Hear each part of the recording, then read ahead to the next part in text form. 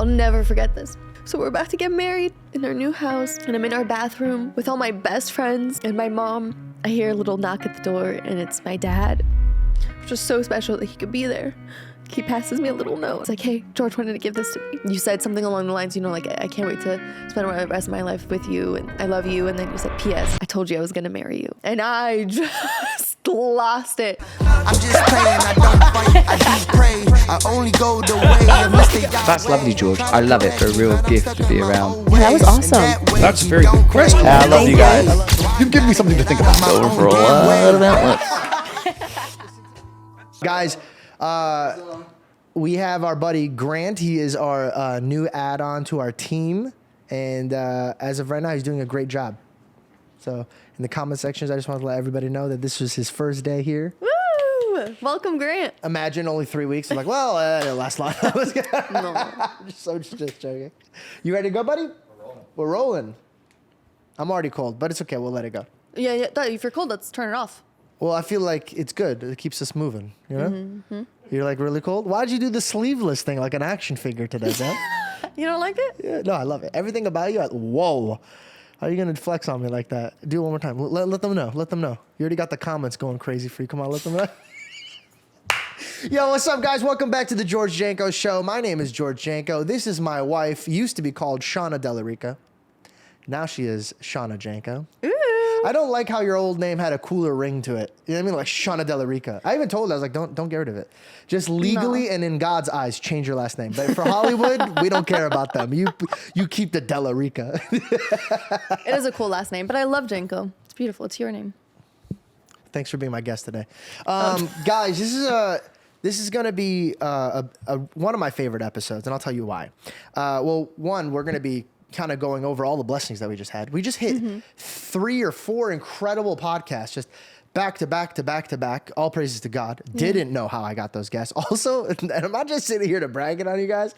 Zaya hit me up. He goes, how do you feel about getting this guy on your show now? And I was like, dude, there's no way you know these people. Like, there's the person that he just named right now, I thought I couldn't even get more surprised with Zaya, and it seems he had more in his pocket that actually had me a little gassed. So we got some cool things happening.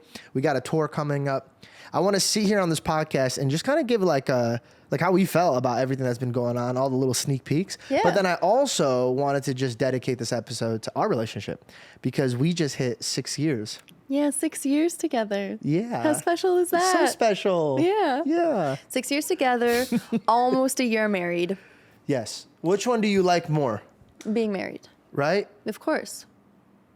Well, let's just. Right? Well, I was gonna say we're already jumping into our relationship. Should we jump into our relationship right away? Because it's natural. Pause. Okay. Congratulations on 3 million. I love you so much. Thank you so much. Yeah, you're so Thank you welcome. for the 3 million, guys. Thank you so cool. much. I think a few days after that, we already hit like 20,000 after that. So the Jordan Peterson one really, really caught fire. And to be honest, I read so many comments be like, I wasn't a huge fan of George before. Oh, really? Now I am. Hey, dude, whatever works. You know what I mean? They come, they go. Well, welcome back. If you used to subscribe and then you resubscribe, welcome back. We missed you. So thanks for coming back. Yeah, we're growing pretty rapidly right now. How do you feel about it? It's fun, dude, because before I used to get so in my head about like mistakes and stuff, the first Jordan Peterson episode was a big mistake in my eyes. Very big mistake. I came in there with a lot of ego pounding on my chest. Not like, I didn't come in there disrespectfully like that, but if you break down the moves and ideas of where I was going, it was very arrogant. Kind of like the Avengers episode. It really sucks. When I get really, really excited about an episode, sometimes I like try to go in a little bit too hard. But they're learning curves, and what I love about them is that not hiding your scars or the things you're working on. It works for you when you actually make a change.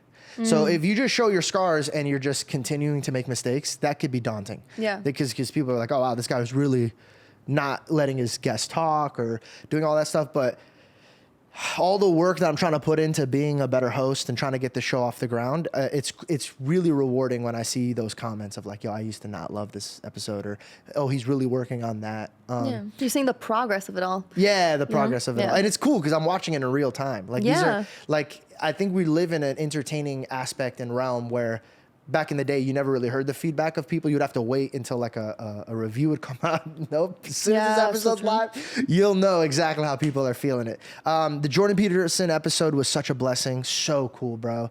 I love him. I love him so much. Yeah. I can't wait to have 3, 4, 5 more conversations. If he ever lets us have those conversations, that would be great. He's so cute. The Steve Harvey one was crazy, bro.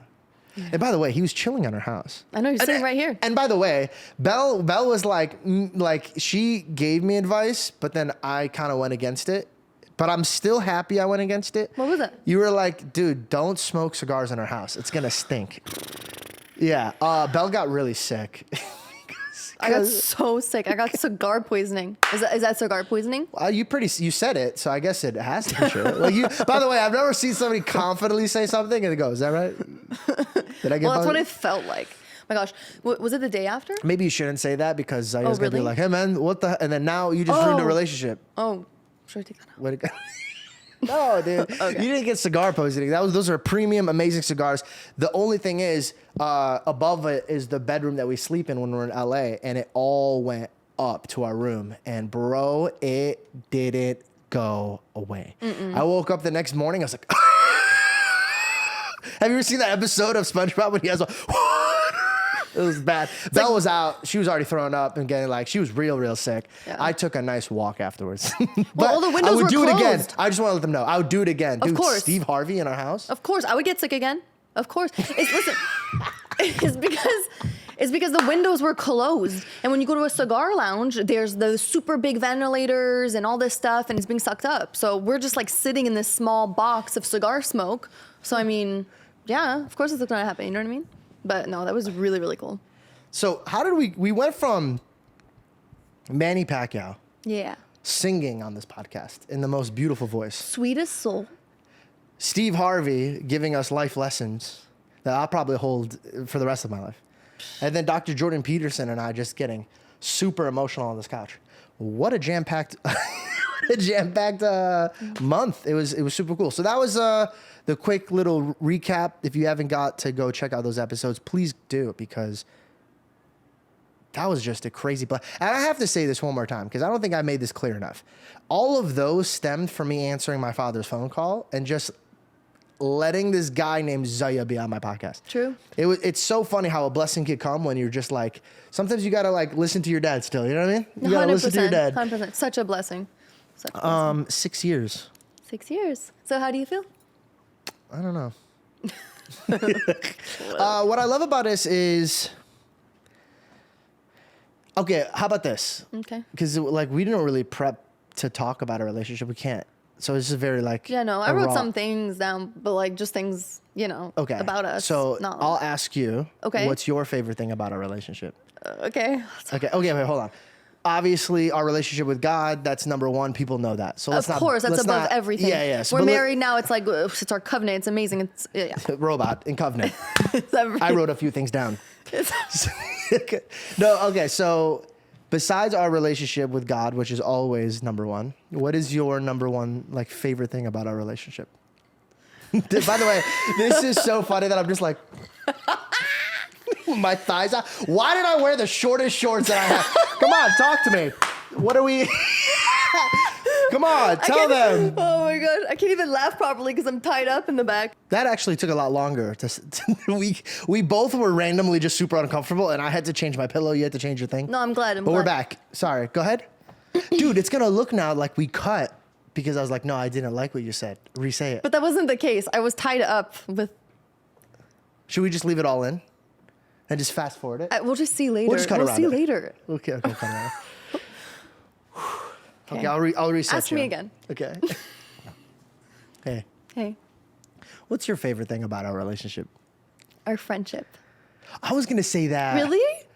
Aw, that's so I really sweet. was gonna say that. Really? That's why I was because God was obviously my number one. Yeah. But bro, you're the homie, dude. You are. You're my best friend. No, seriously. No, I think about this all the time. We spend a ridiculously unhealthy amount together, and there hasn't been a minute of the day that I ever get sick and tired of it. Really? Yeah. You I don't get sick I of take me? a walk if I ever feel like it. I mean, I think everybody needs their alone time sometimes. You know, it's your time to reset, it's your time to be within your thoughts and your time with God. But for the most part, we're literally with each other every minute of the day. Yeah, like legit. And I like it that way. What is your okay? Let's talk about this because I wanna like. The reason I wanted to have this episode about a relationship is because when I was watching the Jordan Peterson episode, everybody started talking to about you in the comments. How everybody in this home always talks about you, and I got so excited that you're finally getting the flowers you deserve because you've been so meek and humble, and there's so many opportunities coming your way, but they don't really know you. You kind of just sat there and just on every episode was like, you know what I mean? And by the way, as you should have, I felt like that was a great approach because, like, I feel like they're now wanting to know about you versus us just being like, hey guys, you ever see those Instagram things where like, my girlfriend wants to be on the podcast right now and you're going to let her, you know that No, I haven't seen that. We'll cut that. But I know what you mean. Like you can't force somebody down other people's throats. And also on that, I think like I wasn't ready before. I think it takes time. You know, I see a lot of comments. People are like, she needs to talk more. She needs to talk more. You know, it took me time to get here. I think at first I wasn't that comfortable fully sharing what was on my heart. You know, It took time and practice. Why and though? Like, what was your fear of it? Like, if we're going to get into it, like what is your actual fear like of you were like going to talk to us? Because what you've always said behind closed doors have been what built me up to be a stronger man. And I feel like everybody, including my sister, Grant, maybe not because he just met you, but like everybody who has like actually heard you speak takes the time to sit down and listen. So what made you so nervous about doing it on the podcast? That's really sweet. I don't know. I think like I just like second guess myself a lot, and sometimes I kind of get in my head about things. And you know, I think when it's personal, when it's one-on-one, I'm speaking from the heart. So I'm like, this is what I'm giving to you from my heart, so it's okay. But I think on the podcast, I'm like, well, what if I'm wrong? You know, or like, what if people like disagree or whatever? But now I've realized that's like, that doesn't really matter, because if that is how I feel from my heart, and I'm just speaking about my truth, and I think it's truth, then if you don't agree with me, then I mean, okay. And then if I said something wrong, then I'm open to, you know, reviewing what I said wrong. But I think before it was just intimidating.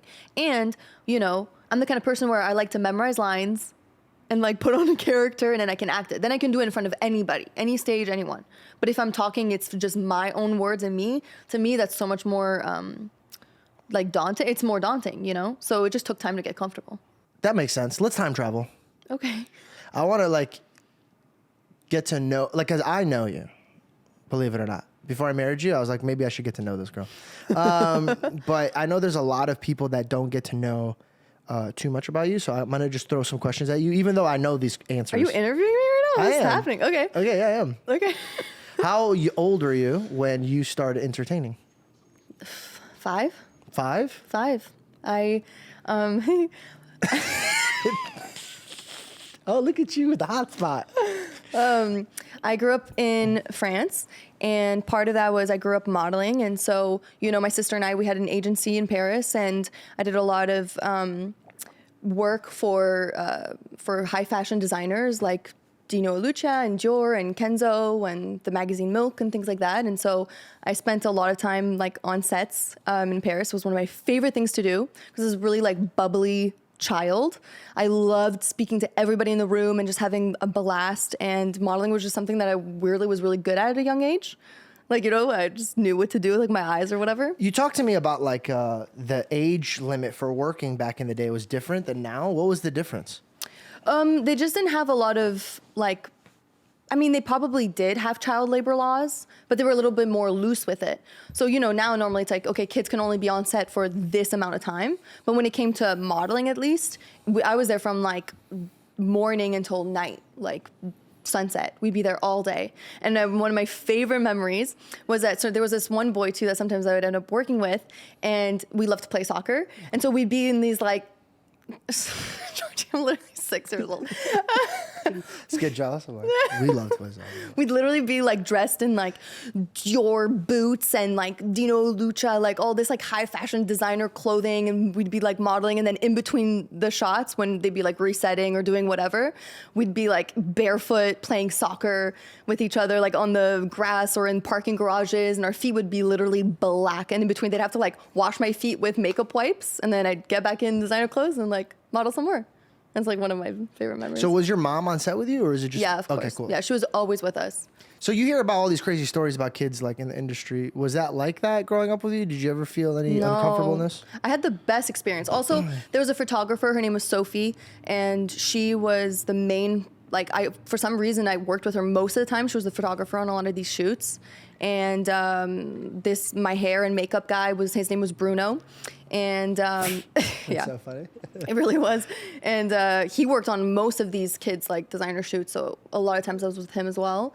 And everybody was always super cool and amazing. And yeah, I did a Garnier commercial when I was young, and that was amazing too. It was in Spain. So my mom and I traveled in Spain together, and it was a beautiful time.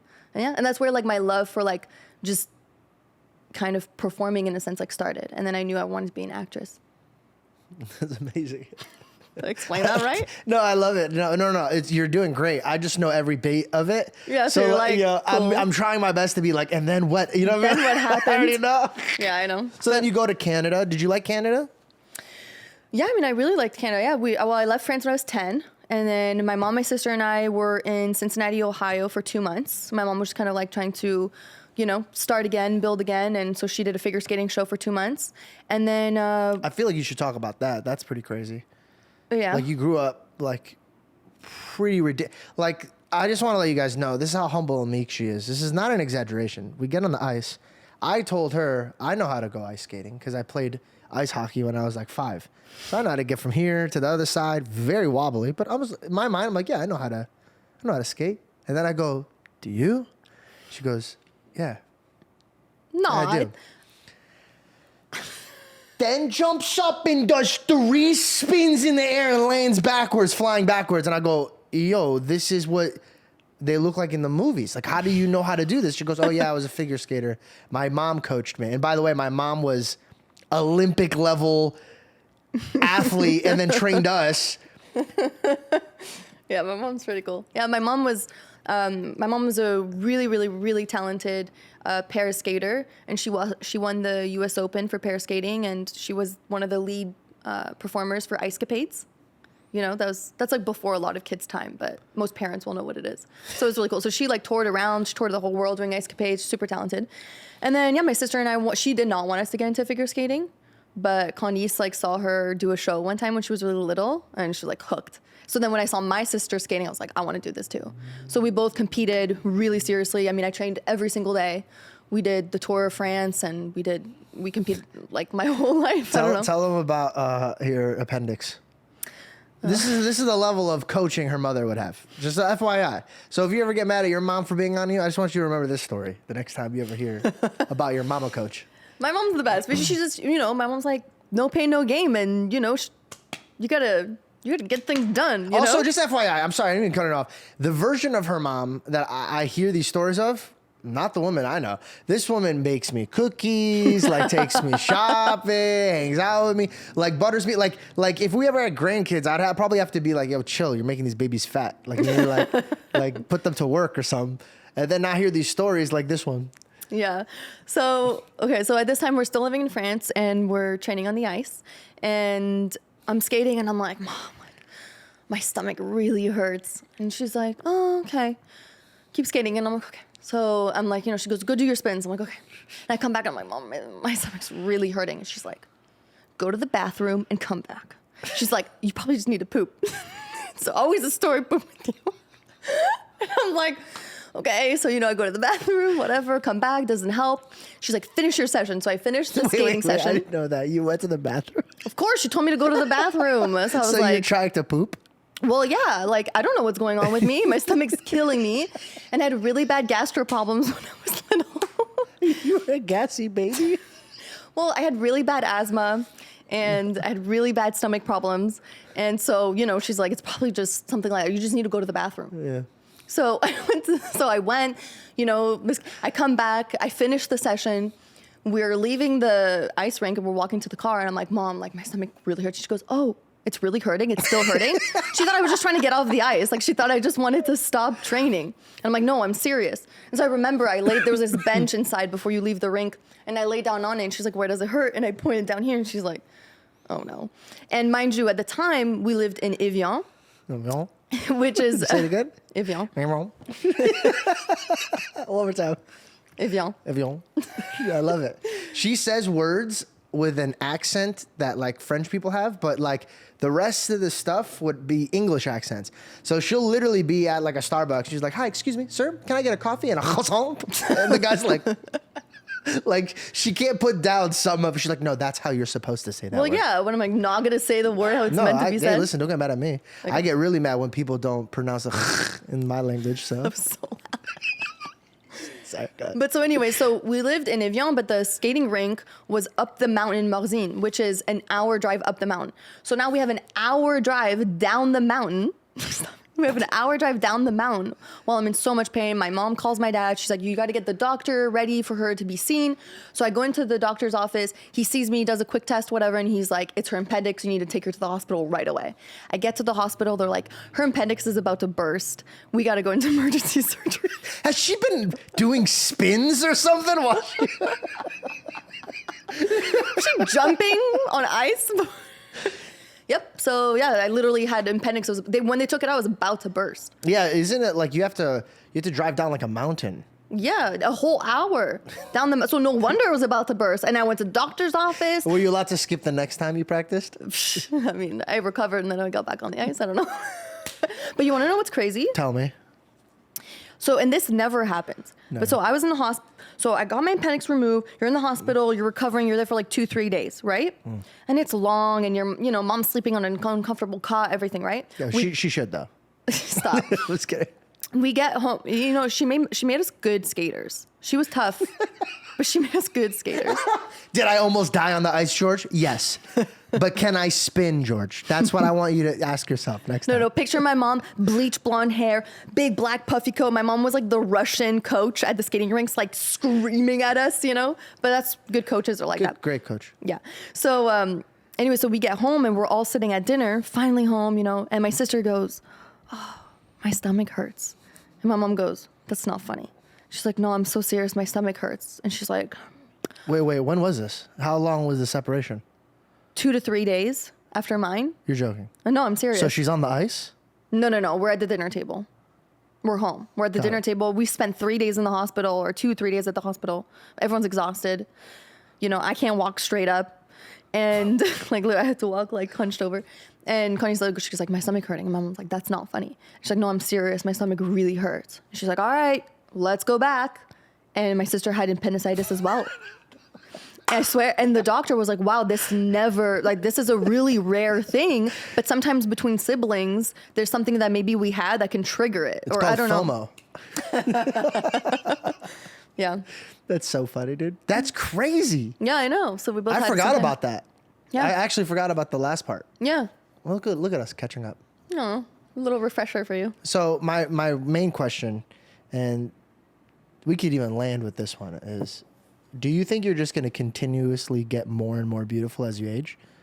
Stop. You're so embarrassing me today. This is too much. She is literally a princess, and I will flex on all of you guys. She is, without a doubt, in every angle possible. I've seen this girl and by the way, this girl, she'll handle everything herself. Like if the fridge broke right now, she would already start sliding it back and says "George, grab my toolbox." Like she's already trying to build things. I've seen her with oil on her head, all like backwards hat, skater. Every single category that this woman has ever looked has been insanely gorgeous. I just wanted to let you know that. Oh, thank you so much. I'm You're gassing cold. me up way too much. I feel so awkward. Thank you so much. You said you wrote something down. What did you write down? Well, I just wrote down like the different phases of our like relationship and stuff, and I wrote one thing to. You wrote different phases of a relationship? Yeah, like when we first met, our first hangouts, our first Oh, dates, got you. things like that. I Okay, didn't know if okay. that's what you wanted to cover when I it would came love to a to. relationship. So, I would love to. but okay, so I know I said friendship, but what's your favorite thing about our relationship? It really was friendship. It's the fact that okay, how do I put this? My dream growing up was to have like a house. I don't know why. A lot of people like cars. I think I grew up in a home where my mom and dad, all the neighborhoods would be at my house. family, friends, everybody would always come over to our house. Yeah. So I always dreamt of like having a beautiful home where we could like invite everybody over to come hang out. Like we just had a pool party and like, Yeah. like getting ready for those type of things was my childhood, and I love doing that. I thought I would have that feeling when I have that house. I had that feeling when we were like together, because everywhere we went, it felt like that. It felt like that's where I needed to be. So I think my favorite part about like just you in my life, it's like, I think when days get really hard or long or confusing or frustrating, and like being in the industry is tough for sure. But I think trying to better myself in the eyes of God has been my new challenge. And that one could get exhausting, especially when you're always challenging yourself or like wanting to build something that God's not letting it happen right now. And there's days where I just feel like I wouldn't be able to keep moving forward if God didn't bless me with you. Like, because when I get exhausted and tired, I could just look over to you and then I could just feel like super comfortable, like happy and safe. And it's like the feeling that I felt like I was chasing before is already given to me. So now when I just do it, everything else feels like a plus. It doesn't feel like I'm trying to work for something. It just kind of feels like now I just want to work as hard so that way I could give you everything that you've ever dreamt about. I think this is like, I know this sounds stupid and cheesy, but I understand God's love now. Because when I look at you, I don't want anything from you. Like, I don't expect anything from you. And all I want to do is love and spoil you and just watch you grow and like prosper. Yeah. And I used to like kind of feel selfish when I talk to God about things, because I'll be like, man, you're just only doing things for me. I'm not doing anything from you. Yeah. And I think having that relationship with you made me realize that giving and serving and loving somebody else is way better than trying to do that for yourself. 1,000,000%. You know what I mean? Yeah, so beautifully said. Thank you so much. Sorry, I worded that in a long way. I had distractions. People were walking by while I was being deep. That wasn't no, that I wasn't was long. like trying to be so deep. People were just walking by. I was like, oh my God. No, I think that's so beautiful. I think that's so beautiful, and I agree with that. It's like you feel like home to me. Yeah. You are home. So like wherever we go, like we just have the best time ever. Whether we're in like a random hotel in the middle of nowhere, we have the best time ever because you just feel like home. I want to be like in your shirt, you know, at all times. I find it funny that when I was a kid, the stages that I'm going on now, or what we're setting up, the projects that we're setting up, I used to be like, man, bro, I can't wait. And I used to think that that is going to be the thing that I live for, you know? And I'm like, oh, this, nah, dude, like, I'm about to get on stage for something that I've worked my whole life to do. And I'm like, dude, when I get home, mad cuddles, Big Bang Theory, bad food, we're cuddling, dude. Like, and I literally, sometimes I'll look and I'm like, man, I have like 6 more hours. I'm like, don't worry. She's the big spoon tonight. But isn't that crazy how that works, though? You know, God is so gracious that he puts us, you use that scripture, I'm not need. And not need, yeah. Yeah. Yeah. And it's so beautiful that he's able to make us feel this way, where we feel like I am in not need, and everything else that comes after that is literally just a plus. Well, we should actually talk about this, because there's probably some people that are in a relationship, or like maybe they're working on a relationship where they're like, well, that's all fun and dandy, but we don't have that. Like we don't have like the smooth sailing thing. And it was never always smooth sailing. No, of course not. Okay, what do you think? Let's get into that. What do you think contributes to our healthy relationship? Obviously, besides God is number one. Yeah. He gives us wisdom to act. But what are some of the wisdom like traits that we have that we use in our relationship that actually helps us like not just sustain but prosper? Because I think a lot of people now, they want to just a sustaining Flow. relationship, like one that works. Okay, it works. And I watch sometimes the way that men talk about their wife or like their girlfriend. It seems like they're exhausted, and I Yeah. don't feel like that should be the way a relationship is. So Yeah. what makes ours one that I think songs and movies are written over? Like I really do. Yeah. So what do you think? Like, I think communication. Okay. Communication, and we have. what does that mean? We have the hard. I'm so sorry. We have the hard conversations, you know, I think, and you're really good at that. You're the one who, you know, it's funny because I'm a good communicator when it comes to other people. When it comes to like, we have to talk about something between us, you know what I mean? Like I'm able to communicate in that way. But you taught me to have these hard conversations when it comes to, maybe I don't want to express something that I'm feeling. I'd rather shove it down and shove it to the side because I'm like, whatever, I'll just deal with it. But you taught me that that's gonna end up coming up and it's gonna cause a burden between us. And you're so good about having those difficult conversations and sitting me down and being like, look, this is tough. This sucks that we have to talk about this right now, but A, B, C, and D, you know? Yeah. And so we're able to do that. And I think in the beginning, obviously there's feelings get hurt and it's emotional. And, you know, we both used to be a lot more prideful than we are today, you know? And I can say for myself, I used to be so much more prideful. And so it's like your pride gets hit and you're like, okay, that's how you feel, right? And so then it causes an issue. But now I think because we've had, you know, a few times at this, when it comes to these conversations, now I'm able to sit down with open ears and open heart and be like, okay, where is he coming from? What can I do? And like, how can we make this work like together? Yeah. Amen. You know? By the way, you said something at the very end that's like what will help. How does he feel? I think when we first started having conversations, you'd be like, but I just want you to know that I didn't feel like this, or I didn't mean this, or I did. And I go, bro, you brought yourself up like 1,000 times. Yeah. When you sit down with somebody and you start remembering, okay, well, I'll let them worry about me and let me worry about them, then it's a give and take. Mm-hmm. But when people like to just express how they feel, it could be a lot of division. The reason why I have tough conversations with everybody I love, and it's so funny because Grant's right here. He's brand new. In the first 5 minutes, he was like, wow, okay, I'm glad we're getting this all on the table. I just get things right on the table right away. And the reason why I started with us like right away, like if something upsetted us, and what I loved about us, I need to add as well, is we never disrespected each other and had an argument in front of people. And I think a lot of people do that.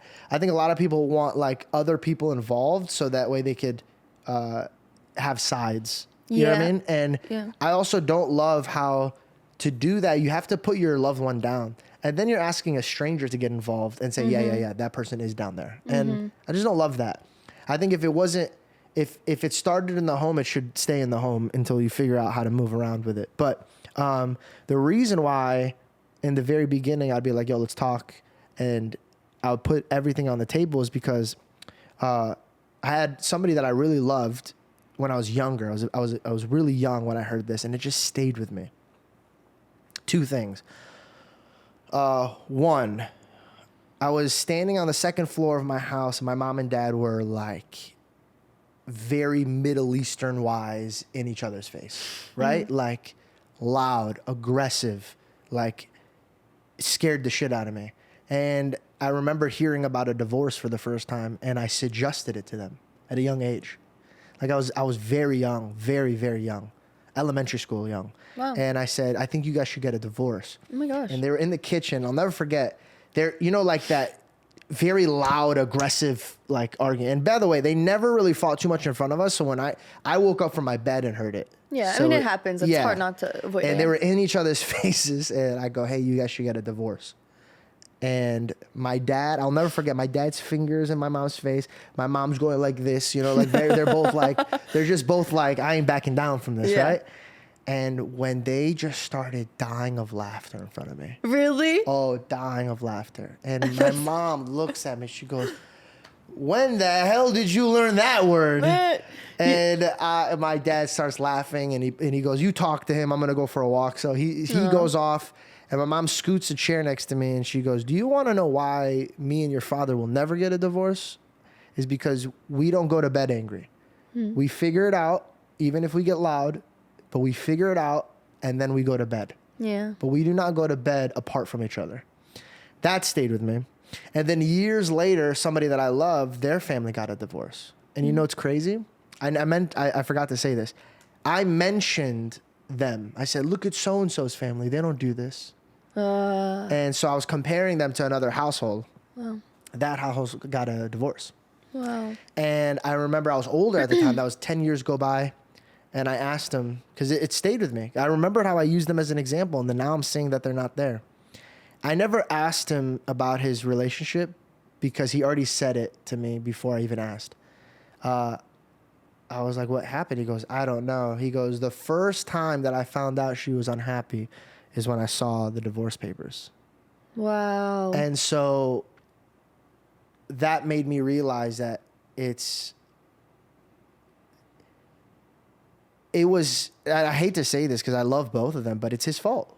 Like, for him not to know that she's unhappy, or for a woman to not know a husband's unhappy up until a divorce paper, that was a communication issue. Like, they didn't try to solve that. They were just like, hey, this ain't it for us. Let's like leave. And to be honest, the relationships that I see nowadays are so superficial. It's like, what could you do for me? And how do you make me look? And 100%. And I think we took the serving aspect of things. And by the way, like when we first met each other, we weren't really deeply religiously, like, in fact, we were probably the opposite. Yeah. We were the opposite of that. And we were doing a lot of things that, it's funny.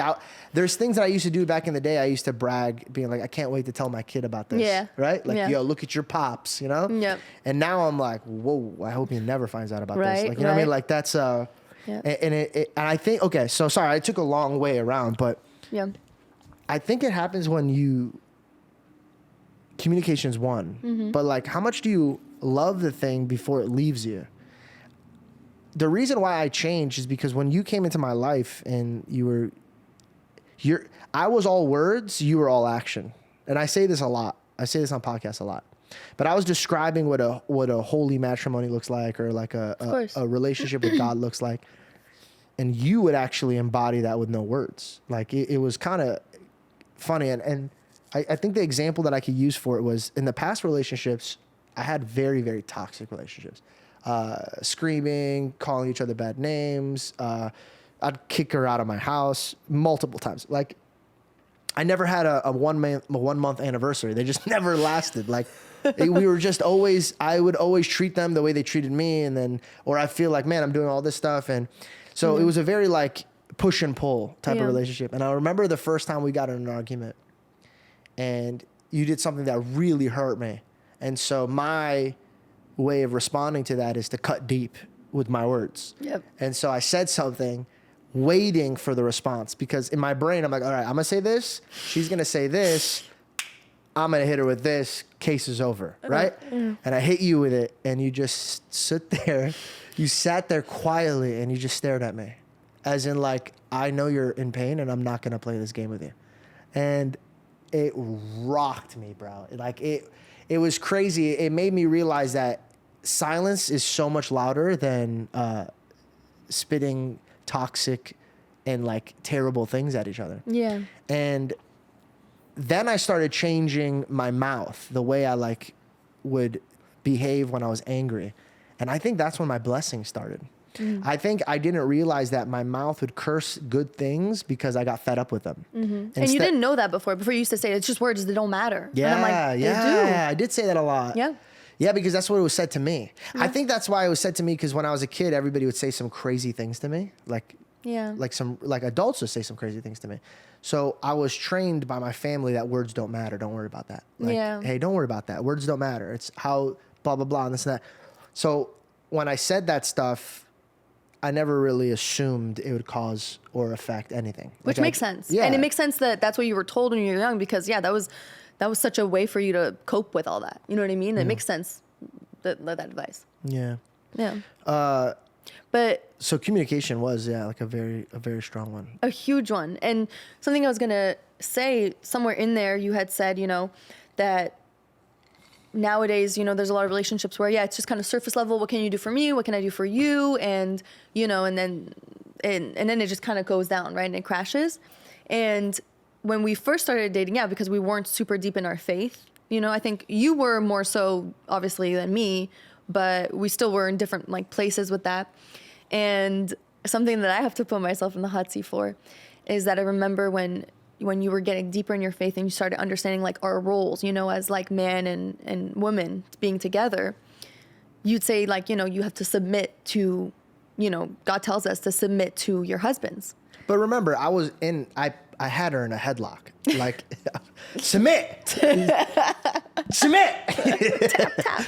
Yeah. No, but and you used to try and explain that to me. He never said it in a way where like, you have to submit to me. Never. He was just explaining to me, hey, listen, like, I'm the leader in our relationship, And you have to be able to trust me and listen to me and follow my lead. And my ego used to hate that word, submit. My ego inside, I could not hear that. I was like, submit? You want me to submit? Like, I just couldn't like swallow it.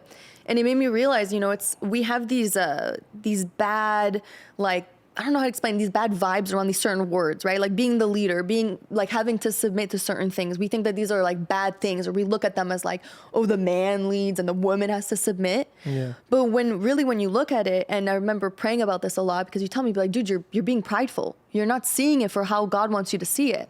And so I prayed about it a lot, and God opened my eyes to see that I'm not submitting to a man that wants something terrible for me. I'm submitting to a man who protects me, who loves me, who gives me peace, who gives me guidance, and who gives me all the most beautiful things in life. I'm submitting to a man who only wants to give me the riches of the world.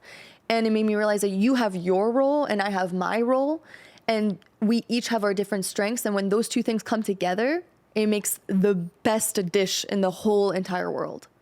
No, that's a very sweet way of putting it. Yeah. When I was like, it's so funny when we were talking about the whole submission thing. How do you think, like, what made you, hold on, let me word this properly. Okay. The reason why I took such a long time and patient time with you with that, and I didn't get like overwhelmed or get angry or anything like that, is because I understood that you were there for my past trauma. For example, like if I was not careful with my word choices and anger, like, and all of that stuff. So there was a past thing in my life that followed us into this relationship, right? Mm-hmm. Patterns that should have died a long time ago, but they followed. Now, these patterns could have crushed and killed our relationship. Yeah. I'm watching you do something from your past. So the men in your past didn't step up in any way, shape, or form. And so I could look at that and be like, why is this girl, like, look at all I'm doing and she's not listening to me here, and then I suffer because she's not listening, and da-da-da. Or I could just be like, let me look at all the great quality that you brought into my life. Okay, cool. And let me remember the times that you had to be very patient with me and these things.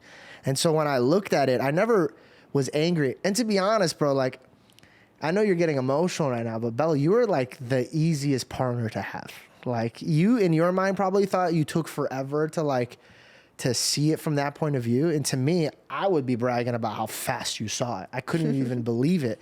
Sometimes I'd feel like unworthy because I would say stuff like, Bella, you got to let me lead in this because like we're having problems with this. And like, it gets more nervous because I'm like, man, if I have a problem, then she's gonna be like, dude, see, like you should have let me have this.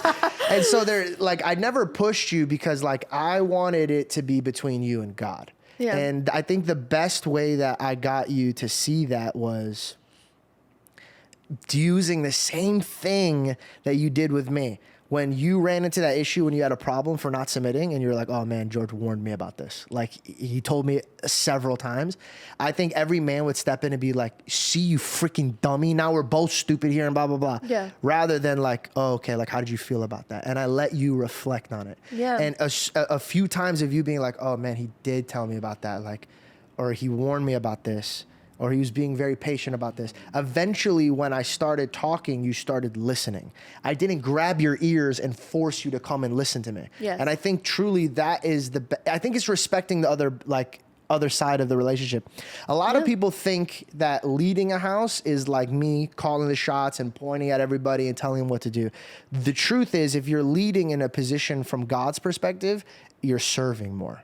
You're hurt more. You're trying to provide, and whatever is yours is not even yours, it's everybody else's. So that aspect, I wasn't upset with you because the world made like the alpha and all this stuff, a bunch of dudes saying that they're the best, these girls need to submit in a very chauvinistic pig like way. Mm-hmm. And so I'm not going to sit here and like get upset with you not understanding what I'm saying, because I already understand the version of what you're seeing is. And so I was like, oh, cool.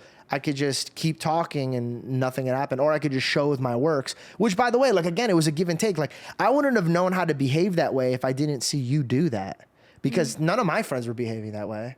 None of my leaders or mentors were behaving that way. So I wouldn't have been able to show you what a good leader was until, to be honest, you showed me what it was.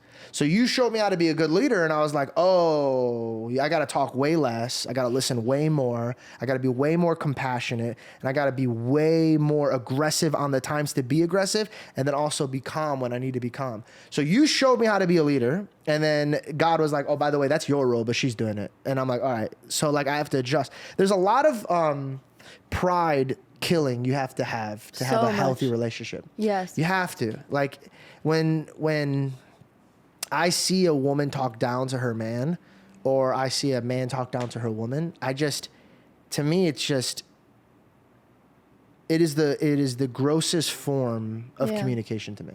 Like some guys kind of get off on it by like talking down to women, and to me it's just the weirdest and most uncomfortable position for a man to be in. Yeah. So that was cool. That was a cool little like thing that we talked about. It was. And I think too, it shows, it's funny, like everything in a marriage is the reflection of our relationship with God, right? Because we're his bride. And so we have to squash our pride in order to make our relationship work. And in order for you to make your relationship work with God, you have to squash your pride more than anything. And so I think that's just such a beautiful like mirror. And in the same way that you said I led by example, you did the same thing for me when it came to like my faith. You didn't push that on me. You didn't push me to, find God, to find a relationship. You, again, just led by example, and you let me figure it out for my own. So I think it's so beautiful. Like you, through everything, you always respected me, and you respected how I felt and my choices to let me like grow and find out for myself, You know what I realized? In the very beginning of this podcast, I said, besides God, like what is besides God. But then I just realized while we're sitting here and reflecting, it's like, this is how I truly see it. I had a garden and you had a garden. And let's face it, like I think every human being goes, all right, I really hope they see these fruits, and I really hope they don't see these weeds. You know what I mean? Like there's a lot of stuff in the garden that you kind of don't want to show. We merge our garden together, and I think what happens when we welcome the Lord in, he's the farmer, and he comes in and he goes, oh, this is why you guys are not compatible. This is what's going on. And he goes and he plants good seeds in my heart to be a good leader, to be compassionate, to be calm, to be meek, to have the fruits of the Spirit. Then he goes to your side of things, to be submissive, to be meek, to be loving, to be righteous. He starts putting in these seeds, and if you trust the process that God's doing, eventually one day you and your partner are going to look back at that garden and you're going to be like, man, look what we did, which we're kind of doing right now. But I think we wouldn't have been able to look back at the garden and say, look what we did, if we didn't invite the man who sows what he was sowing and reaping what he was reaping. Amen. So yeah, man, like it's kind of funny. Like everybody always does ask me like, hey, what made your guys' relationship blossom like that? It has to be the Lord. Like everything in my life, it has to be the Lord. And I guess I don't want to be like too pushy on them, but it's kind of hard doing that now. It's kind of hard seeing what he's doing and then not giving him all of the credit. Well, it is. That's the thing. It's like all the growth, and I think all the most beautiful parts of our lives is because of God, and the credit shouldn't go anywhere else but for him. Like it really, really is. What was the hardest part of our relationship to you? The hardest?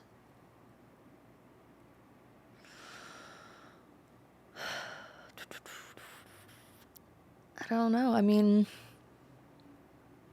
probably just like during that period of time when we were just trying to like figure out our differences, and we would butt heads in arguments. You know what I mean? That was like the hardest. Probably like certain arguments that I was like, man, like, sometimes like certain arguments make you feel a little bit like tired, and you're like, I don't know, is it always going to be like this? Are we always going to argue like this?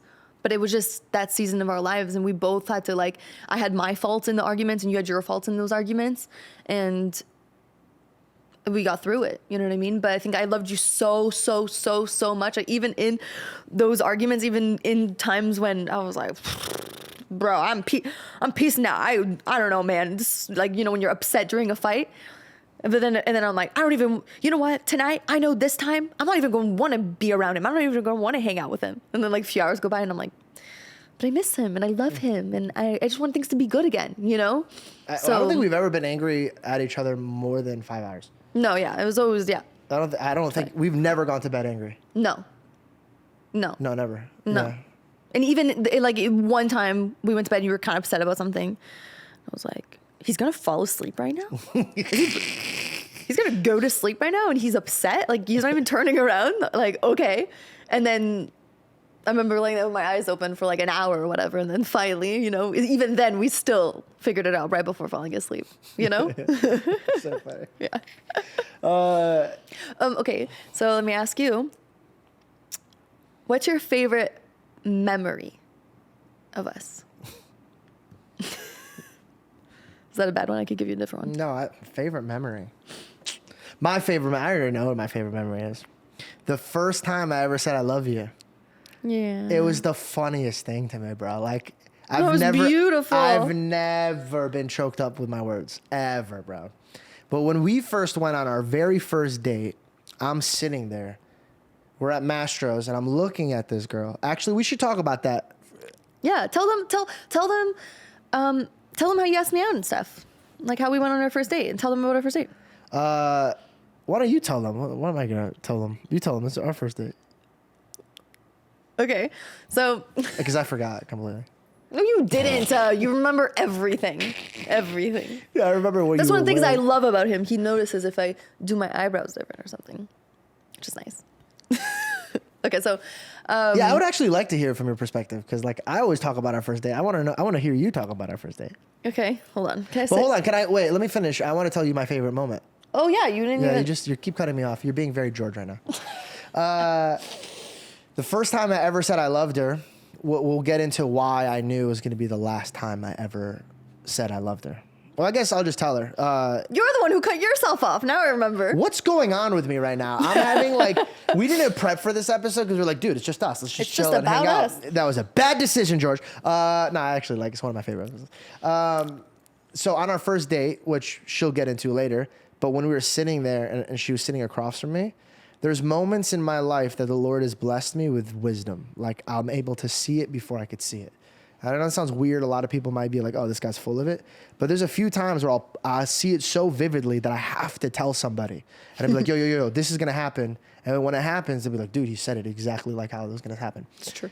We're sitting down. I'm being so serious. I don't even know what her last name is. Like, I really don't. I don't know anything that much about you. Yeah. It's our first date, and I look at her, and God lets me see her as an old woman. And I was like, oh, my God, I'm going to know that old woman. And then all of a sudden, I have like a flash of our life, and we were married. So we don't even have our waiter give us water yet on our first date. And I looked at her and I said, yo, I'm going to marry you. And she goes, oh my gosh, please. And I was like, no, I don't know how to explain this, but I need this to be said. So that way you remember this, I'm going to marry you. And that way, that's why when we got married, I wrote a note and I sent it through your father. Your father came in and gave you a note. And the note said, I told you. It was on our wedding day, yeah. Yeah, it's so funny. I love you so much, dude. We grabbing for Tommy, bro? We gonna grab Tommy? Can I have this small pillow? I want to go. I don't want people looking at me. No, this one's too big. I'm so sorry, Grant. Thank you so much. She's usually not a diva like this, Grant. I'm so sorry. Do you need like a tissue ring? Oh, no. Thank you. You sure? Yeah. You look kind of... I'm just kidding. No, it was so sweet. It was the fact that I'll never forget this. It was so special. We're about to get married in our house, in our new house, and I'm in our bathroom with all my best friends and my mom, and I'm getting ready and I'm doing my makeup. We're about to get married, and you know it's such an emotional time, and I hear a little knock at the door, and it's my dad, which is so special that he could be there as well. And he passes me a little note, and he's like, hey, George wanted to give this to me. And I'm like, oh my gosh. I'm like, this is going to wreck me, whatever it is. I changed my mind. That's so funny. So already I was like, that's so cute that he sent a little note. And I read it, and it was you couldn't have said anything more perfect. You couldn't have said anything more perfect. You said something along the lines, like, I can't wait to spend the rest of my life with you, and I love you. And then you said, P.S., I told you I was going to marry you. And I just lost it. And I remember passing the note to each one of my girlfriends, and each one of them read it, and my mom read it, and everyone was crying. Everyone was crying. And it was just like, that's such a special moment. So special. By the way, because you have these things in here, it looks like you're like, this just in. That really touched my heart. But yeah, but isn't that crazy? Like, imagine that. He literally told me he was going to marry me on our first date. And he did. We used to, and I have them. I look back at them all the time. I haven't showed you. But I used to record videos and talk to our future selves. Yeah, the ones we took together. Yeah. What do you think else I was talking about? Because I haven't seen them. I've seen them. Well, they were years ago. I still look at them. You look at them like today? Well, not today, but like yesterday or something like that. But, Wow, that's so cute. but like, nah, I would look back at them I'm like, oh, I forgot about this video. There's the one in the car on our first date. You took a video in the car of us. And no, I was talking about the one on the couch. The one on the couch? Yeah. Yeah. Well, because we weren't even dating at the time. And No. I was just like talking to you like you're my wife. And you were like looking at me like, yo, this guy's wild. Well, like, and this guy's crazy. And I'd be like, all right, you look at me crazy. We'll see. Bro, I was so confident in this relationship working out. I know that sounds so stupid. But like, we'll go to our first date. Our first date, I was always kind of a confident guy. Kind of. What am I talking about? Why am I being humble here? I was always ridiculously too confident. I think that was my problem. I told her what to wear, and I told her to bring an extra outfit. Do you remember this? Of course I remember this, but this was the best. This was one of the best things. He literally texted me for our first date. He said, wear a dress to dinner and bring comfortable clothes for after so we can go play mini golf. And I was like, what? He thought about my outfits and my outfit change? Like, I thought that was the greatest thing ever. Do you remember when I used to send you this is going to come off really bad, but this is really funny. Do you remember I used to send you? Oh my gosh, don't. I think it's hilarious. No, it's okay, say it. I used to randomly send her like $5, $2. I'd be like, send me a picture of your face. Then she'd be like eating an ice cream or something. He literally She'd always send me the money back. Yeah, he'd send me $1. He'd like, send me a selfie. And I'm like, what? I'm like, you're so weird. Send him the money back. But I still send him like a cute, like smiling photo. But I send him the money back. And then he'd send it back to me. So we went on our date. I think it was like, just from the jump, it just worked. Like everything about us worked. Like It did, yeah. It really worked. And because we started as friends, like we had. What? She has to tell, you guys gotta talk about the fact that she thought you were Italian. Oh my gosh. Oh, yeah. On our first date, It's my favorite story. she literally looks at me. And by the way, this is after I was like, oh, we're already going to get married and stuff. And as a joke, she goes, everything's working out, man. I mean, look at me. I'm Italian. You're Italian. And I'm sitting there as a Middle Eastern man. I'm like, yeah. Yeah. No, I'm he's- Italian. No. It's literally, I'm like, I'm Italian. You're Italian. It's great. He's like, I'm not Italian. I'm like, what? I'm like, what are you? What if she got up and left? She's like, excuse me. I'm like, what? He looked so, I don't know, he looked Italian to me. I just assumed for some reason. Oh, but- I didn't have a beard. When we Yeah. first started dating, I had... And you did your hair, like, the Yeah. super, like... Yeah, I you got know. real lazy. What happened to me, bro? I saw Reddit. There was a picture of me just chiseled, eight pack, just, and then the caption said, "What happened to him?" And you know what? I agree. What the hell? I'll tell you what happened. I found a great woman, and all she did is cook me meals, and I just got lazy. I got lazy in the gym. I didn't want to do anything. Why do anything? You go to the gym. Why? To get a woman. You look good, then you go out, desperate with your boys. You try to shoot your shot. If it works, if it doesn't matter. You'll be in the gym the next day.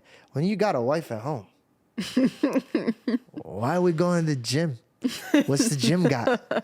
Got a sauna? Don't need it. I'm in bed. She hates the AC. Wraps me in a little burrito. I'll sweat it out there. Please. What were we talking about before Jessica rudely interrupted us? No, that was cute. Sorry, my hair is Poor just girl. like so slippery because I just blew. I know. Sorry. I know. Hold on. You know, you just blew dry your hair and your hair's like slipping because it's so smooth and so it's just slipping ever. Is it okay? Yeah, great. Okay. Well, what was I gonna say before? Because we were talking about our first date. I know what I was going to say, but I thought you were saying something.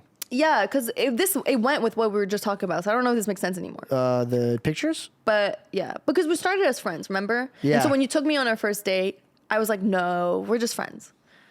Yeah, but like I was your friend, you know what I mean? Well, like, yeah, but when I I would was- say goodbye to your other friends, I'd be like, yo, peace. But when I say bye to you, I'd kiss your hand and look at you. Of course. But I was like, we were flirting like crazy, but I was like, we're just friends.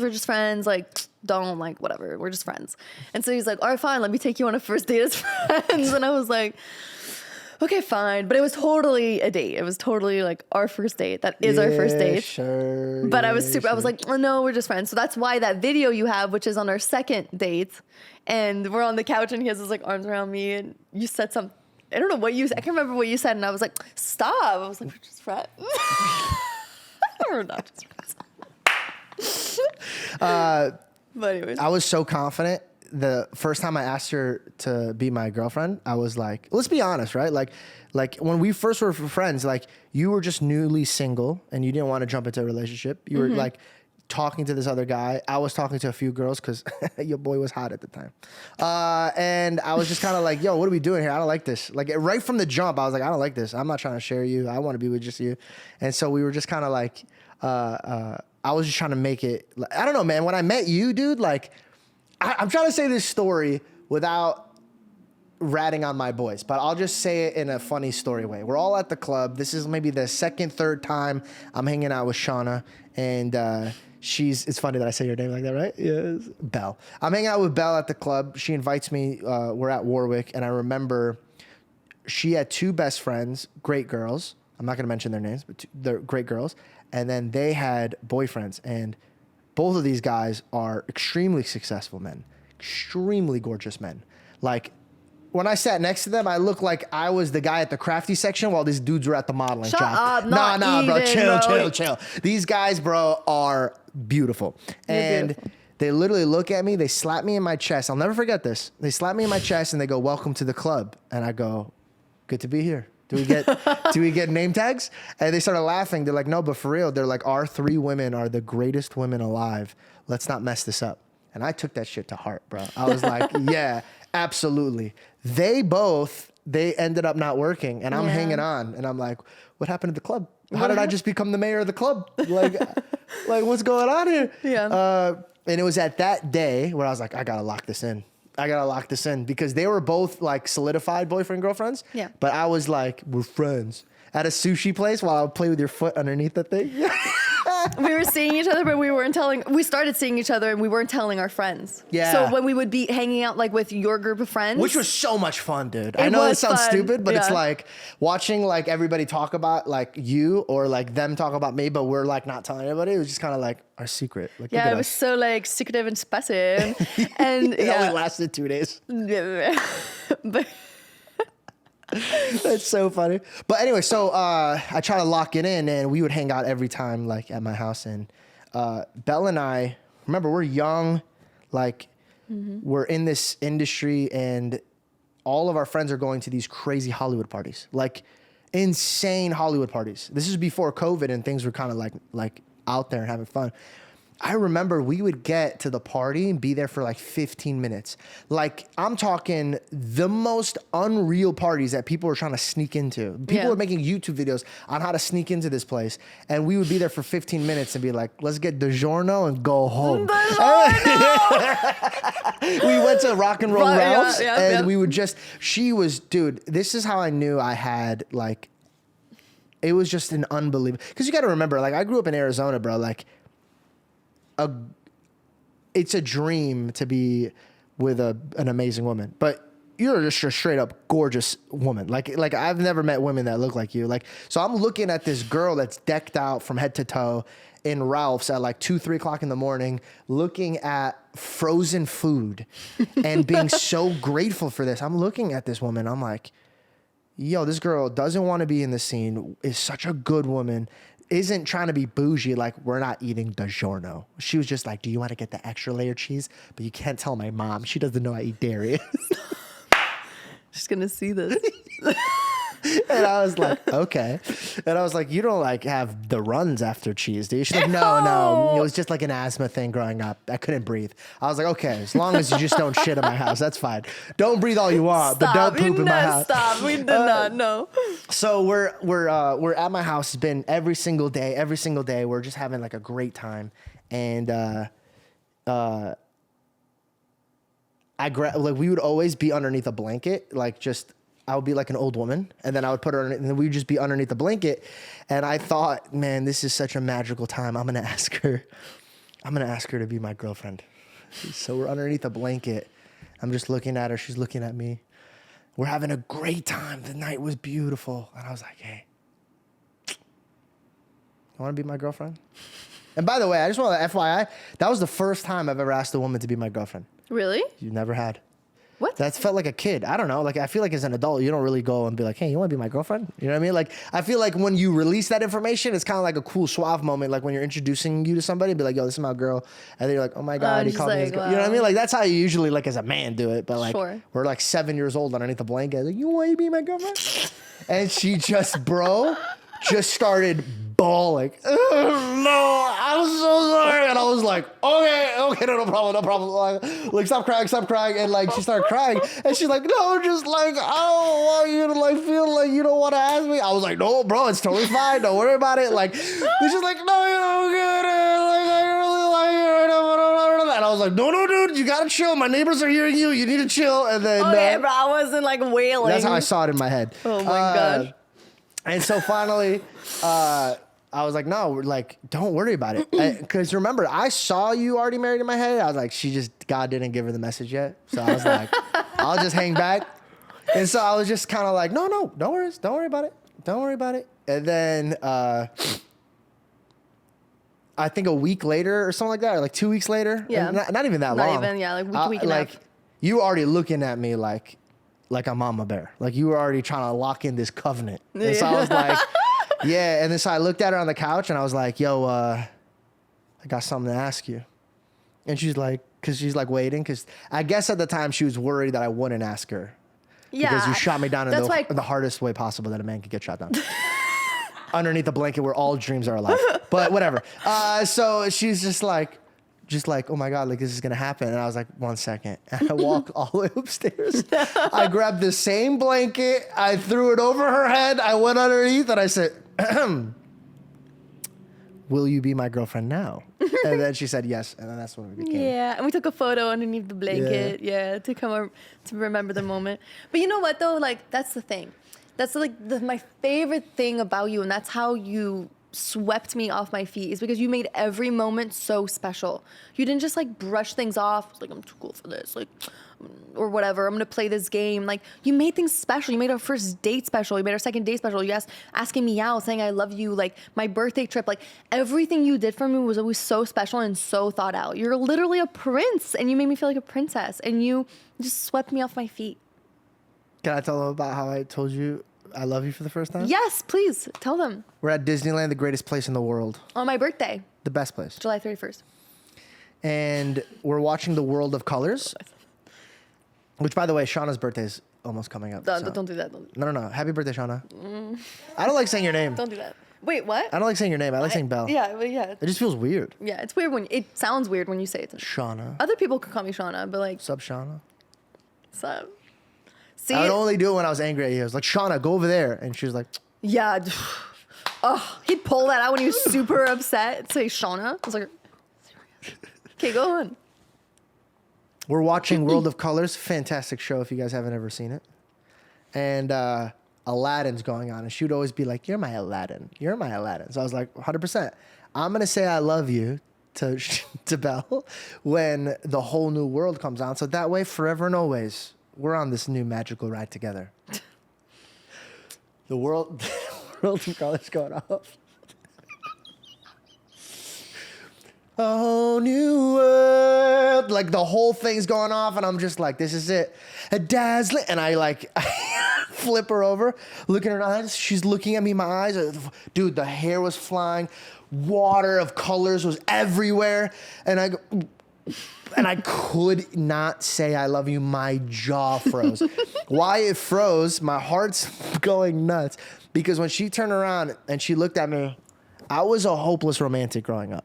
I was a loser that never had a girl. And so every girl, I was just, oh, like maybe one day. You know what I mean? Like I was just a hopeless romantic.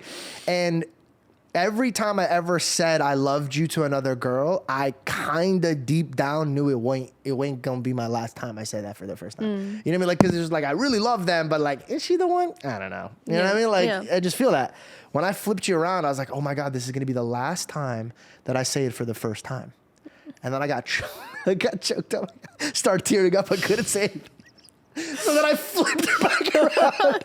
So now she's like just watching the rest of the World of Colors like, Okay. what? And dude, my heart is like, it's just hitting her in the back of the, she's probably like, what the hell is going on? When you flipped me over, you said, my heart's beating really fast. No, I flipped her over and I said, I just want to let you know how I feel first. And I put her hand, and bro, it really felt It like, was, bro, yeah. I've done jiu-jitsu and my heart has never felt like that heavy before. And then I said it for the first time, and then she said it back. You said it back, right? Of course. I'm sorry, I blacked out. Of course.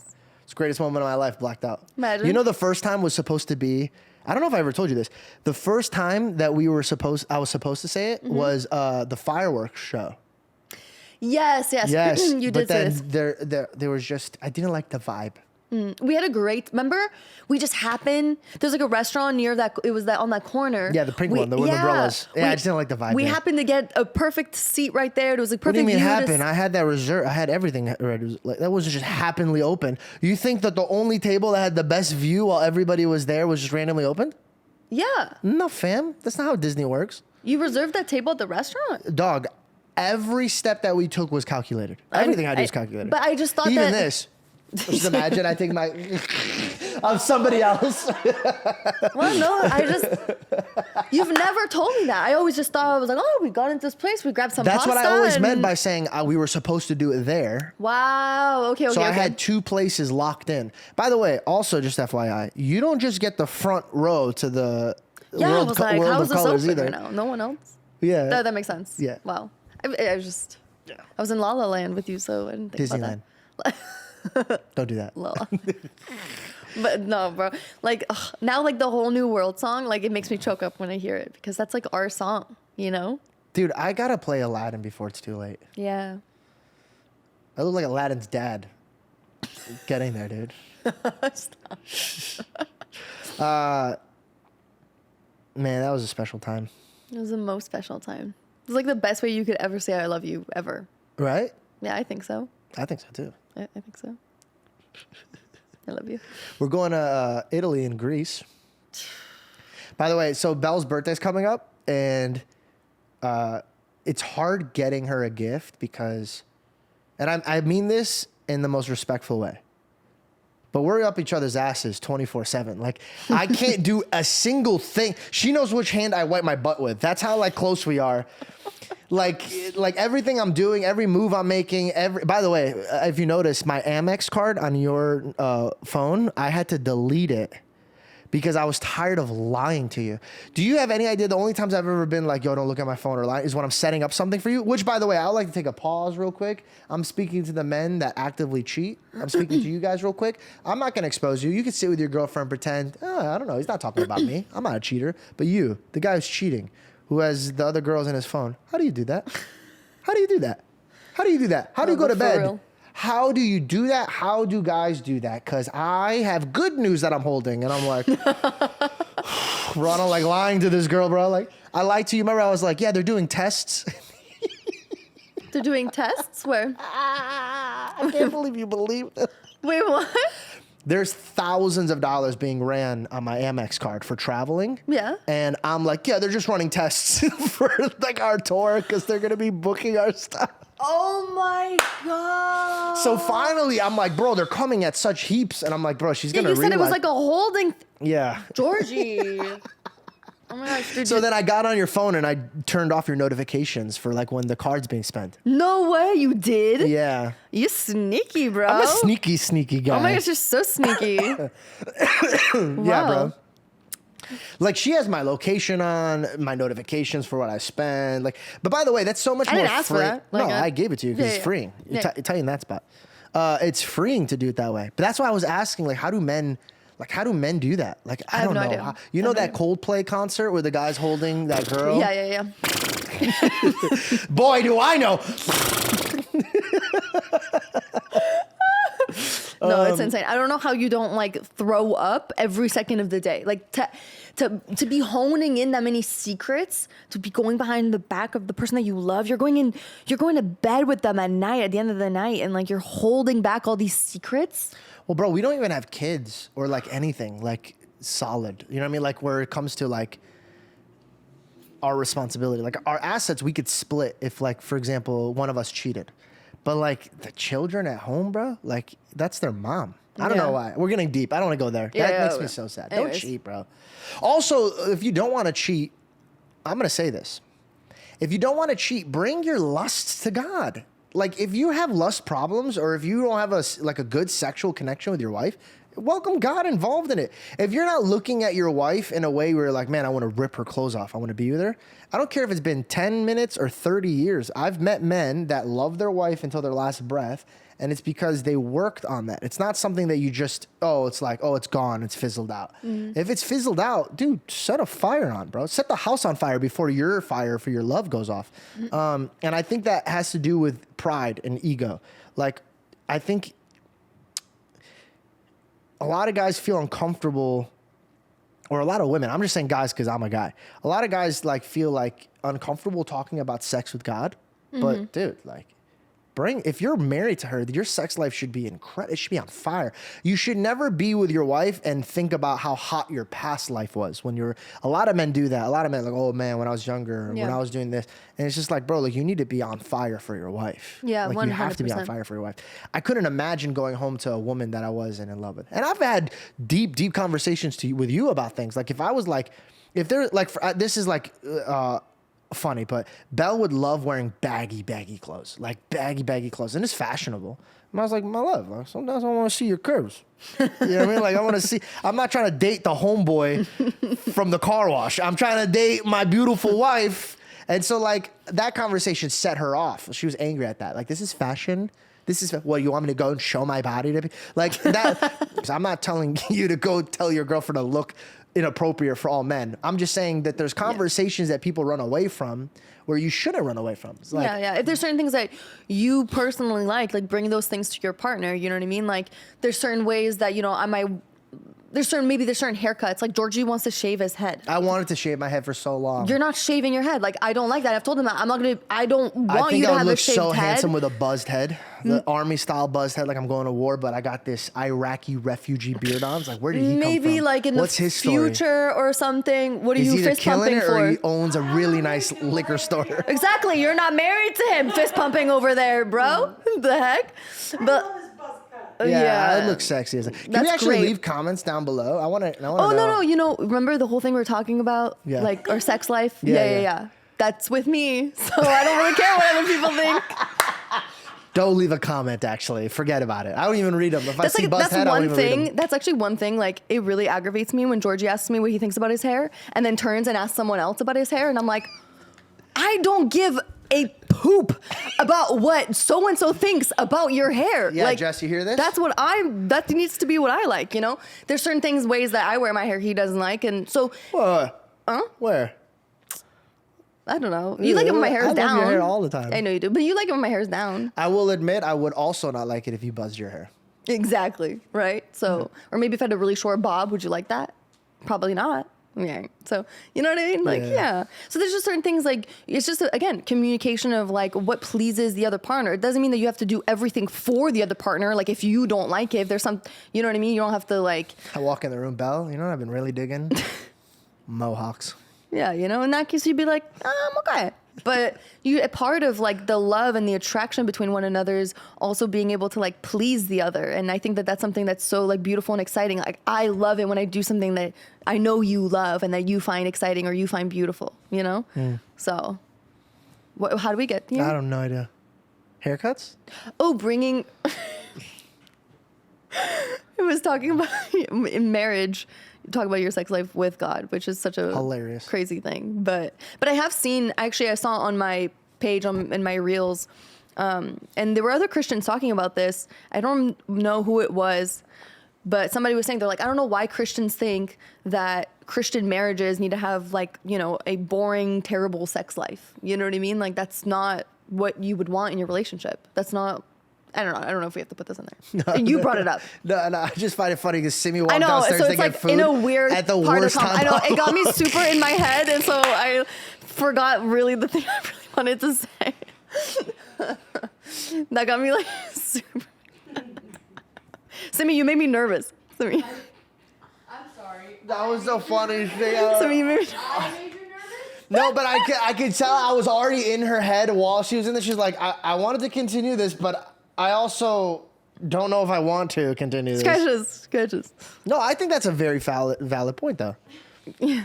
I think it is. A lot of people, like, again, like, I think because music and movies have adjusted sex to be something, and then people have boring sex in their marriage, which is crazy to me, bro. Yeah. And this might be get a little too personal. You brought this up. Just remember this. You brought this up. No, I didn't. I didn't bring up sex. Who brought this up? Belle? They're checked out. Who? No. I brought it up. Thank you. Yeah. It's a good thing I brought it up because no, I think it's, listen, like if you're not, I know this sounds like a little bit too much, but I have a competitive nature in my mind. And in my mind, when we're making love, if I do a job, I make sure that she's not looking for that job somewhere else. Do you get what I'm saying? I feel like men get lazy with that. And then Yeah. eventually the woman's going to want to feel loved by another man. Eventually. Maybe not now because we're young or attractive. But if that pattern continues and I'm giving you, for example, God forbid, lazy sex. Yeah. Or not good sex, right? Yeah. Eventually, no matter how good of a woman you are, and no matter how good of a man I am, eventually your thoughts are going to linger to be like, man, I would love to be thrown from this side of the room right now. You know what I mean? Like, That's a lot. Our viewers, that's a lot. But it's true, and vice versa. You know what I mean? It's the same thing. Like once the one person gives up, that's a lot. That's a lot. But okay, it's very good set. We're gonna move with this. but it's true. Very it's uncomfortable. true. If you feel uncomfortable with this conversation, I'm so sorry. We took a weird turn. But it's true, bro. Like sex is very important, and it's not just for wild nights at Warwick or at the club or at One Oak. You got to make sure that you're spending time with your wife. You got to make sure that like you're giving her the needs that she needs. There is marriages out there that I don't like. It could be a biological thing. There could be like something going on that they didn't have it before getting married. All I'll just say is like pray for it. Don't leave it there in the dust. Obviously, there's going to be some situations where maybe a man or a woman can't perform, and obviously every story is different. But I'm just speaking out to the men that are more concentrating on getting more power and money, but then leaving their wife alone in the house in a big home. Yeah. To me, it's like, bro, that's why if you hear the cheating stories about this NFL player, this basketball player, because he left her for months or years. Like he's left her untouched, and then now the guy who's teaching her how to do this is one day he's just flirting, and then the next day, and then it's not like, oh, I'm trying to be a bad person, but and mind you, this is not a good thing to happen, but we can't just blame the person that needed love and affection, didn't get it, and then 3, 4, 5, 6, 7 years go without it, and then she does one thing or he does one thing, and the whole world goes, how dare she? How dare he? It's a little unfair. Like, those type of needs need to be met, and they shouldn't be brushed underneath the rug. And they also should be a very healthy conversation that you have with your loved one. Like, Of course. hey, I need it 6 times a day. But again, it all comes back to communication. You have to have the communication, and if you don't, and those are hard conversations to have, right? Like maybe the wife doesn't want to, and every night she tells you like, oh, I don't want to. I'm not in the mood. I'm not in the mood. But why? But okay, question. So let's you have dive to deep talk- into this. Why? I don't know. Maybe do you not look or act or behave like the man that she fell in love with? Exactly. Like when I got put on some weight, I told Belle, I was like, man, I'm sorry about this, bro. Because when we first started making love, I was looking like an Abercrombie and Fitch model, bro. Like I had a hair up, my jaw was like We're this, I giving ate so packs. much info. Just freaking, you know what I'm saying? And then now I'm just like, I have a dad bod. I got no kids running around. This doesn't make sense. You know what I mean? Like, so in my brain, I caught that flag right away. That is what motivated me to get in the gym. It's a very dark place to live in your head, but I'm young, I'm healthy. I want my wife to look at me and be like, damn, look at my man lifting that, feeling good, looking sexy. Rather than, like, for example, if Simi's boyfriend's walking around, I can't get mad at Simi's boyfriend if he has a fit, nice, strong body. And I'm not going to go up to him and be like, hey, buddy, could you put on a shirt when you're in my house? Like, I'm feeling a little insecure. No, I could look at him and be like, motivated. Like, all right, cool. Like, I got to start doing some push-ups. I got to look good. So I think people get lazy and they blame their loved ones. And then this is what happens, right? The person breaks up. What happens? They go back to looking fit. They go back to looking and feeling and acting like the person that the person fell in love with in the first place. Exactly. So And they're then like, they get oh, mad I'm at the single. person. I got to get myself together. And it's like, that's you unfair. couldn't do that for That's your unfair. love? Yeah, that's 100%, unfair. yeah. So we agree. You stay young, sexy, fit. And then me, it's okay with the dad bod. We discussed this. It's on camera. That's so funny, bro. We give a lot of information. Do we give too much? I don't know. I think we give too much. I don't know. It's bad and it's good. But Do you think people are going to be upset with us because we were having sex before marriage? Oh my God. Oh, we were having fantastic sex before marriage. George, oh stop. my God. George, oh my stop. God. Stop. Stop. Why are you scared of what they think? It's God so- already knows. You should have been more afraid of what God saw. I know, And he but saw like everything. It sets a bad. Does it set a bad example? I don't. You know. No, it doesn't set a bad example. We didn't know we're any moving better. on. We learned from it. We grew. We're different people. We were then. You know. We had We different. were then. We had different like It's you better know than being they. different beliefs and. All right, guys. Sorry for that one. I'm just joking. I'm just having fun. Yeah. Here's the thing, man. Like, But these are true things. These are important things. Jordan and- Peterson said it very, very profound. He goes, I'm painfully public, Yeah. except for I don't feel pain at all. I put it all out there, and then I just see, okay, what do they feel about that? Oh, I shouldn't have said that. Or, oh, man, I learned about that. But the reason I don't get scared of putting everything out there is because, man, it feels really freeing when who I am between God and me. Yeah. And then I could just turn on the cameras and be that person. Like, if you adjust your brain to really only focus of how God sees you, then the world would love you. I know it sounds really weird, but they'll be like, man, he doesn't care what we think. And that's what people love. Wow, look at him, bro. He doesn't care what we think. He's so free what he says and does stuff like that. If you look at anybody who's killing it, what do they say? They don't care about what the critics say. They don't care what the audience says. And now they're legendary. Everybody's putting them up on the shoulder. Yeah. But realistically, these people only care about what they think. Good news is we don't care what we think. We care about what God thinks. So, yeah, you know, there's a lot of people that come up to me and they're like, yo, like what you said, I unfollowed you. Like, I can't believe you said that. And I'm like, Yeah. all right. And then a few months later, they see something that they love and then they follow me back again. People are going to love, people are going to hate you.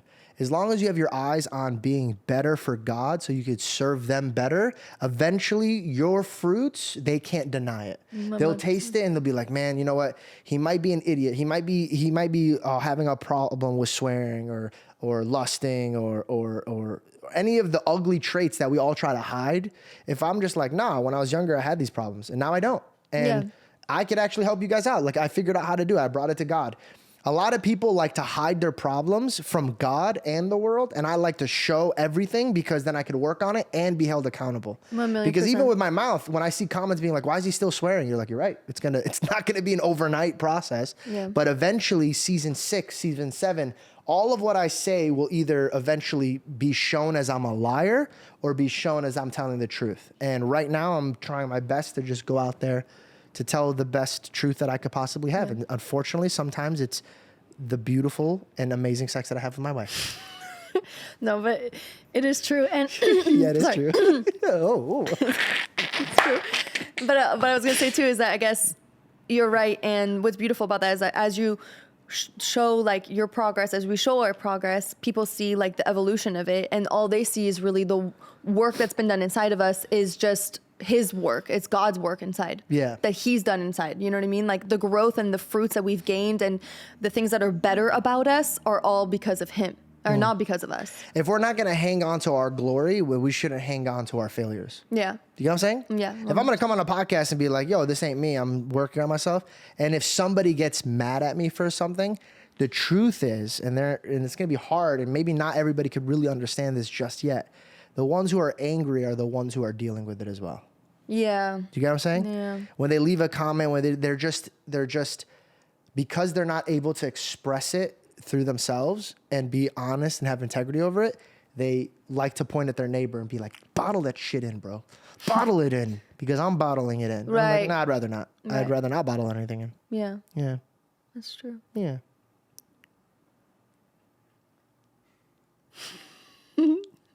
So? I got Belle a gift for her birthday. I'm taking her to Italy and Greece. And Belle is, and we have so many people here that's eyewitnesses to this. Belle is the most like just the sweetest, most humble thing. Like I could get her a cup of water and she'd be like, "This is mine. This is for me." Jessica helped me put together a booklet of our itinerary, from restaurants to drivers to planes to like everything that we're going to be going through. And thank you, Jessica, for doing that. She had to wake up super early to go get that done. Because he gave it to me on our 6-year dating anniversary. Yeah. Which is my mom and dad's anniversary, which is so funny. Yeah, right? Yeah. Isn't that crazy? Yeah. And so, what? I didn't wish him happy anniversary. Oh my God, how dare you? Aw. I don't wish anybody else's anniversary an I anniversary. know, you always say this. It's not mine. You said this, yeah. It doesn't make sense to me. Hey, you still having sex with your wife? Congratulations, man. Stop. That's It's really your good. parents. I wasn't talking about my parents. Well, we were talking about your That's parents. disgusting. That's my mom and dad. Dad. That's what we were just talking about. Let's still imagine it. You get out of here. No, I'm just kidding.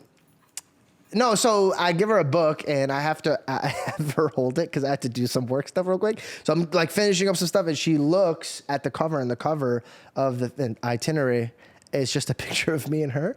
And she looked at it and she goes, and then so when I got off the phone, I was like, oh yeah, like my gift to you for 6 years, it's so funny, is I put all of our pictures together. So you have like a little booklet of all of our pictures. Yeah.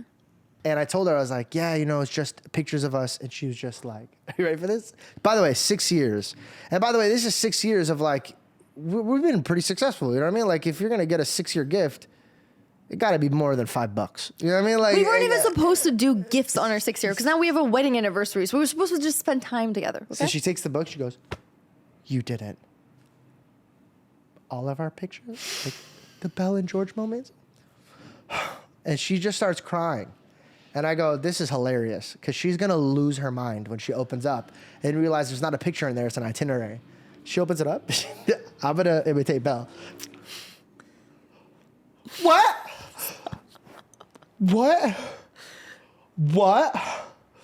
And then just full water show. And I was just like, this is the cute. That like it's things like that makes me want to go do things like even more and more. I think because you're so grateful for all of the little things, like thank God, we don't struggle financially. God has blessed us enough to not struggle financially. One of the things I had to yell at her for is she's like, no, this ketchup is $2 cheaper at this store. And I go, you drove from this store to this store for different ketchup? She goes, yeah, you worked hard for that $2. And I was like, this is going to be the greatest marriage I've ever heard in my life, dude. The other day she called me up. We got 2 massages. This is true. I'm just going to put this all out there so you can see what kind of woman she is. It was our anniversary. So she got me a massage with this unbelievable man named. This is who he wanted, okay? Which, by the way, if we're going to get into this. That's what he wanted. Well, I forgot his name. Sergei. Sergei. By the way, that's a tough name. That's a tough name for somebody to rub oil on you, right? They're like, yeah, Sergei is ready for you. I have a thing where I'm like, dude, like, I can't have a man. So what are we working on today? And just correct. I can't do it. I can't. I told Belle, I was like, with all due respect, preferably an Asian woman. That's where I would like to sit with.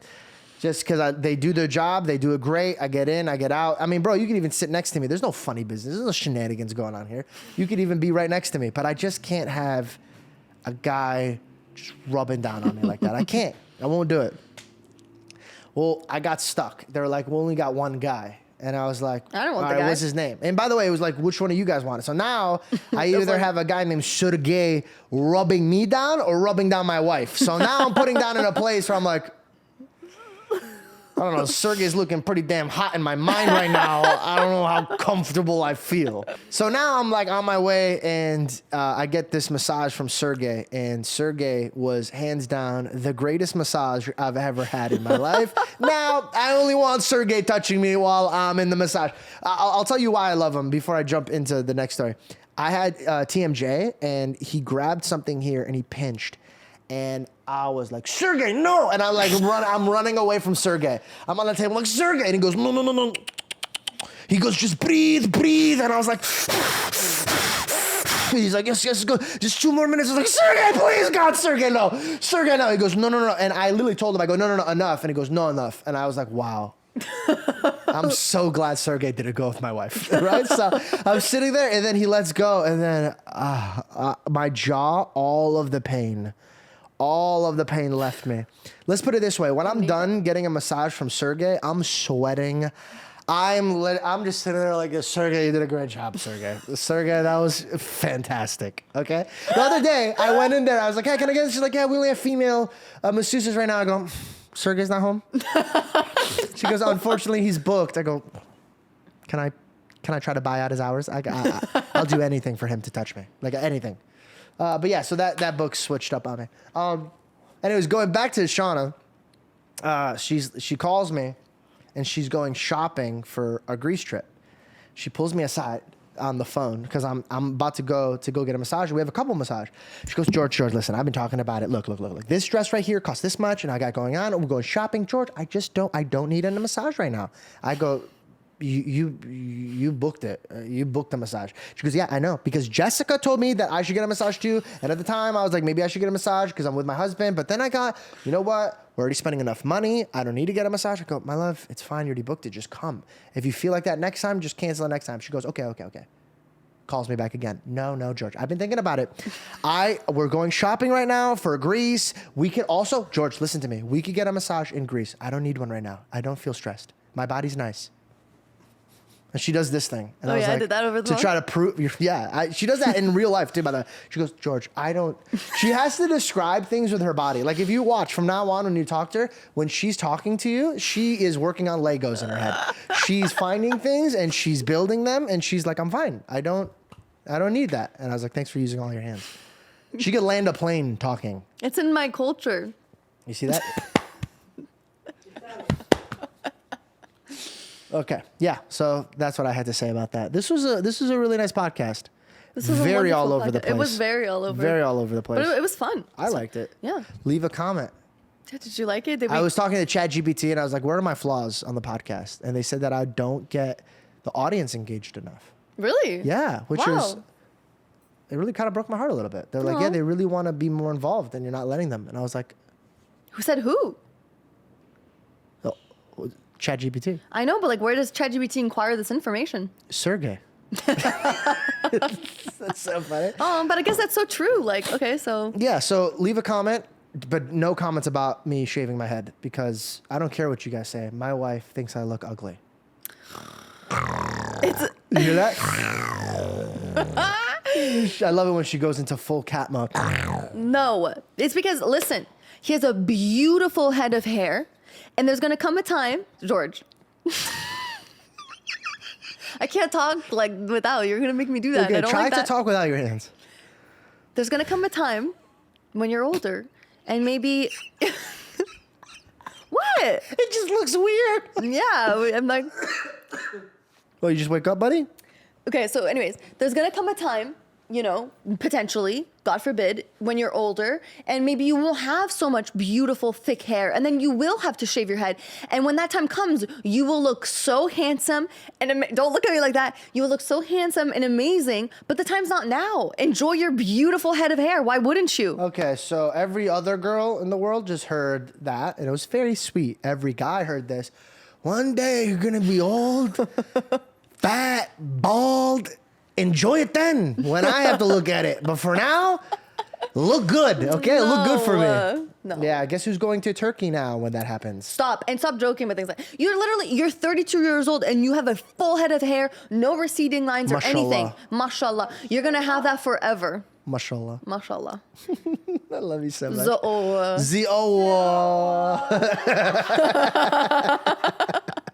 Well, I really enjoyed this episode. You've been an extremely beautiful host. Oh, well, so have you. Thank you so much for all the beautiful things you said. All joking aside, I'm very happy that you're getting your flowers now and that people are really seeing you shine. I think you've been an incredible co-host, an even better wife, and most importantly, above all, the fantastic lover. Sorry, I'm so sorry. I'm so sorry. Dude, why would you let that happen? That is so inappropriate. Thanks for watching, guys. I hope you enjoyed it, unless you're Shawna's mom. And my mom's already numb to it, so she's fine. Just at a young age, I was always like that. Guys, I love you guys from the bottom of my heart. I really, really do. Thank you so much for tuning in to the last episodes. For those of you guys that have been subscribing, for real, thank you, because it does make a difference. It does get people engaged. And we're about to go on tour. So if you want to come and hang out with us and talk to us the same way that we were just talking to each other right now, you could go and get your tickets at thegeorgejankoshow.com. But other than that, thank you guys for tuning in, and I will see you guys next week for another episode. And also, one more question for you guys that are all the way down here at the last moment, which, by the way, thank you. And when I read these comments, I'm going to be very overwhelmed by the love for that people got to see this. But I want you to comment down, do you guys want more solo episodes where it's just us hanging out and chopping it up with you guys? Maybe we read some comments or read some stories from you guys, or get more engaged with you guys, the audience. I love you guys so much. And by the way, I came up with that idea myself, not ChatGPT. I'm just kidding. It was ChatGPT. But I love you guys. And then don't forget, subscribe. If you really love me, subscribe. Bye. It Thank you feels so weird much. asking people to subscribe. I feel like on social media, it's like a poor guy on the side of the street. Spare change. Spare change. And the guy's like, oh, he's asking me to subscribe. Oh, what's next? You want the notifications on too? Ew. That'd be nice. Yeah, but that would be great, actually. If That'd you be could throw super those on nice. too. That would be great. I would love that, actually. I love you guys. I'll see Love you you. later. Thank you guys so much.